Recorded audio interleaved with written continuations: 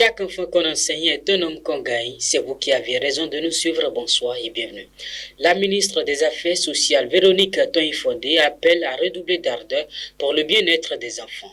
Elle a lancé cet appel à l'occasion de la journée de l'enfant africain célébrée ce 16 juin par la communauté internationale. La commémoration de cette 32e édition est placée sous le thème « Élimination des pratiques néfastes affectant les enfants. Progrès sur les politiques et pratiques depuis 2013 ».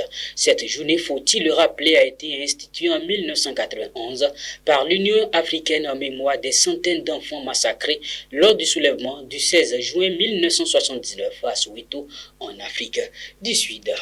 Tout est fait prêt pour le bon déroulement de l'examen du baccalauréat session unique de juin 2022.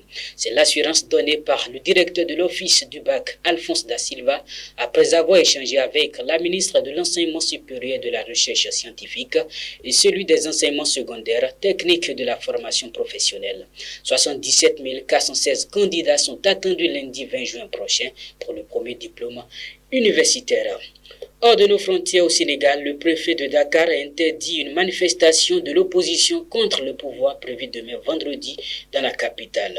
L'arrêté préfectoral évoque une menace à l'ordre public conformément au code électoral qui proscrit toute propagande déguisée dans les 30 jours précédant l'ouverture de la campagne électorale. Celle-ci est prévue le 10 juillet prochain pour le compte des élections législatives. Mais malgré cette interdiction, la coalition de l'opposition maintient sa volonté de manifester.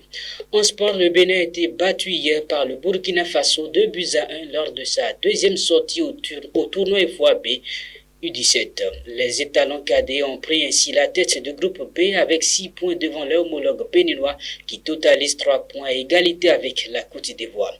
Les poulains de Urbain Enfant jouent leur troisième match demain contre les Ménins cadets pour une place en demi-finale. Et voilà qui met un terme à ce rendez-vous de l'information. Merci pour l'attention et prenez soin de vous.